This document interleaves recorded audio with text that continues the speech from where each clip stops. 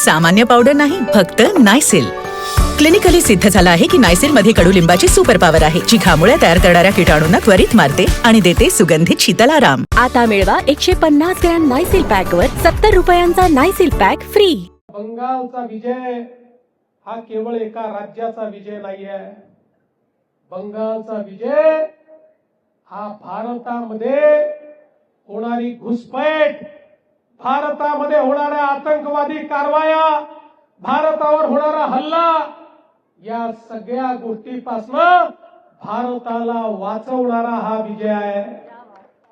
ज्या प्रकारे ममता दीदींच्या नेतृत्वातलं सरकार बांगलादेशमधनं घुसपैठी बंगालमध्ये आणायचं आणि त्या ठिकाणून कागदपत्र बनवून संपूर्ण भारतामध्ये ते जायचे आणि संपूर्ण भारतामध्ये आमचा रोजगार तर ते खायचेच, पण त्याच वेळी भारताच्या एकतेला, अखंडतेला, सार्वभौमतेला, सुरक्षेला धोका निर्माण करायचे. एक प्रकारे बंगाल आओ जाओ घर तुम्हारा और पकाओ खाओ बिर्याणी तो मुर्गा हमारा, अशा प्रकारचं सरकार हे त्या ठिकाणी ममता बॅनर्जीने दिलं होतं. आज हा विजय भारतातल्या प्रत्येक राष्ट्रवादी शक्तीचा विजय आहे. या भारताला सुरक्षित ठेवण्याकरता त्या बंगालमधल्या कार्यकर्त्यांनी आपल्या जीवाचं बलिदान दिलं. मागच्या निवडणुकीनंतर आमच्या अनेक कार्यकर्त्यांना जाळून टाकलं, मारून टाकलं, भुसकून टाकलं, हात तोडले, पाय तोडले, डोळे फोडले, माना कापून टाकल्या. आजचा विजय त्या सगळ्या कार्यकर्त्यांना समर्पित आहे. ममता दीदी, तुम्ही किती अत्याचार केलात तरी भाजपच्या कार्यकर्त्याला तुम्ही थांबवू शकत नाही, हे दाखवणारा हा विजय आहे.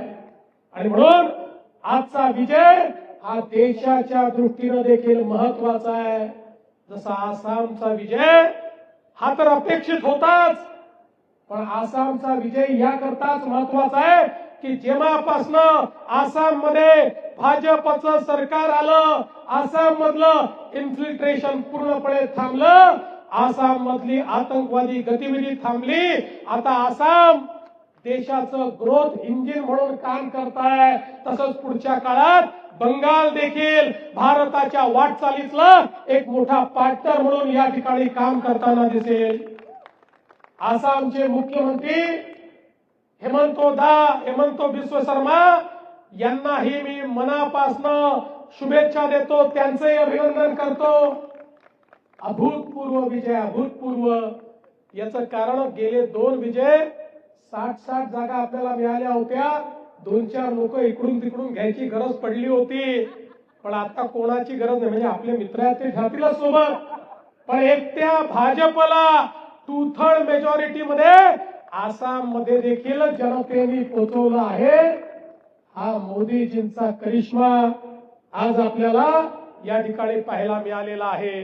आणि म्हणून बंधु भगिनींनो, आज का ये जो यहाँ पर हम महोत्सव मना रहे, ये महोत्सव केवल जीत का महोत्सव नहीं है, ये महोत्सव केवल भारतीय जनता पार्टी के जीतने का महोत्सव नहीं है, ये महोत्सव भारत की जीत का महोत्सव है. केवल बीजेपी नहीं जीता, भारत जीता है, भारत का जन जन जीता है, भारत का एक एक आदमी जो राष्ट्रवाद के साथ इस भारत में खड़ा है, ऐसा एक एक आदमी आज विजयी हुआ है. इसलिए इस विजय के लिए मैं हमारे प्रधानमंत्री जी को केवल बधाई नहीं देना चाहता, मैं प्रधानमंत्री जी आपको धन्यवाद देना चाहता हूं.